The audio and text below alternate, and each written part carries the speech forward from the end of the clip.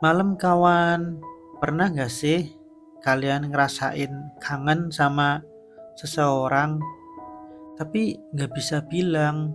Iya, bahkan nyebut namanya aja tuh bikin dada tuh sesek dan tangan dingin. Itu yang lagi aku rasain. Iya, sekarang aku lagi ngerasain itu.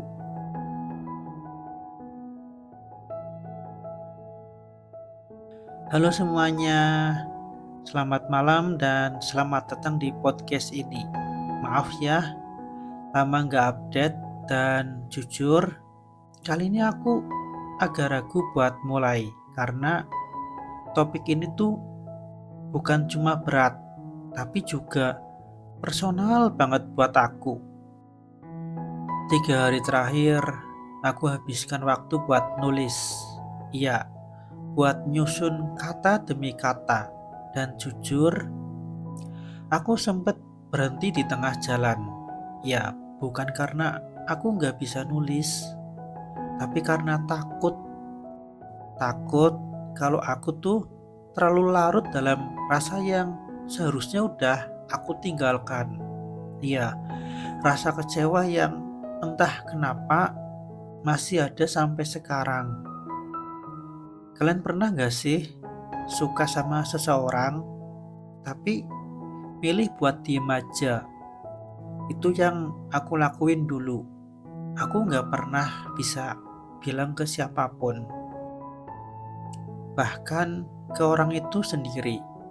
Sampai sekarang, sampai detik ini, dan sampai suara ini kalian dengar, semua perasaan itu masih aku simpen sendiri.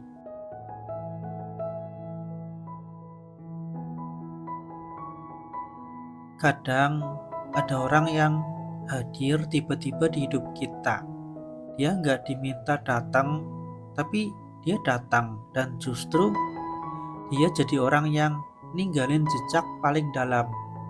Bukan cuma bekas, tapi benar-benar mengubah hidup kita untuk selamanya.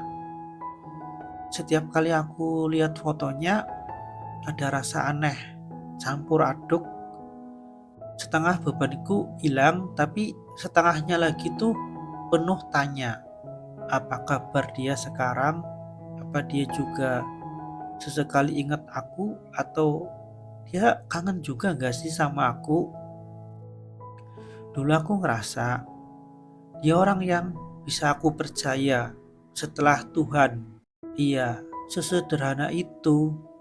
Mungkin karena makin dewasa ya, aku tuh ngerasa berat banget buat cerita ke orang tua.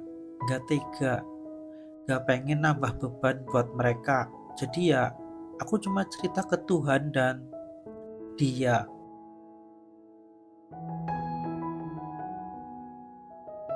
Sekarang aku tahu, aku bukan lagi orang spesial buat dia.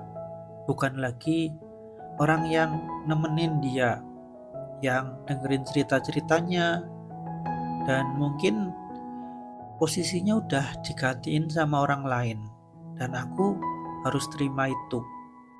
Tapi aku cuma pengen ketemu. Iya, sekali aja.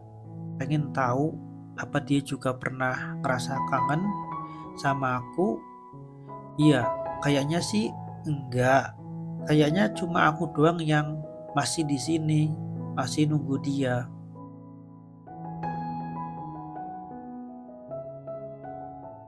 Udah 2 tahun. Ya, udah 2 tahun tapi buat aku tuh rasanya kayak baru aja kemarin. Masih jelas banget ya kenangan-kenangan bersama dan masih utuh banget lah waktu kita ngobrol. Kenangan itu tuh masih utuh gitu loh. Masih aku rawat perasaan itu juga. Dan aku cuma kangen masa itu. Masa dimana aku dan dia saling ada, saling percaya, dan masa dimana aku ngerasa cukup. Iya, cukup bahagia bersamanya. Kangen ngobrol random, kangen curhat hal-hal receh sampai berat, kangen jadi orang pertama yang dia cari buat cerita. Tapi sekarang aku rela.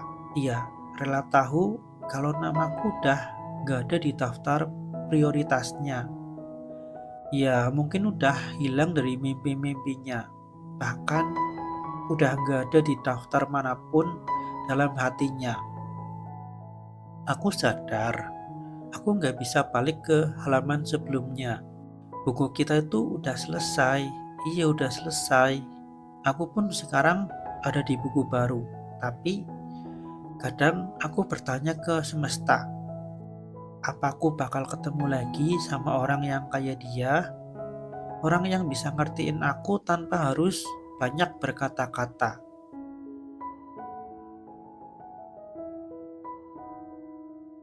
Lukaku bukan karena dia pergi, tapi karena aku kecewa. Kecewa sama diri sendiri karena udah terlalu sayang, terlalu menjaga, sampai lupa jaga hati sendiri. Aku kecewa karena ternyata aku bisa dilukai oleh orang yang paling aku jaga. Tapi mungkin ini bagian dari proses. 2 tahun itu bukan cuma waktu, tapi itu juga proses pendewasaan. Aku belajar banyak, belajar ikhlas, dan belajar merelakan. Iya, belajar berdamai sama diri sendiri. Dan buat kamu yang pernah ada, terima kasih ya. Terima kasih udah kasih warna di hidupku. Terima kasih udah jadi bagian penting, walaupun cuma sebentar. Satu hal yang harus kamu tahu, aku cuma kangen. Iya, itu aja.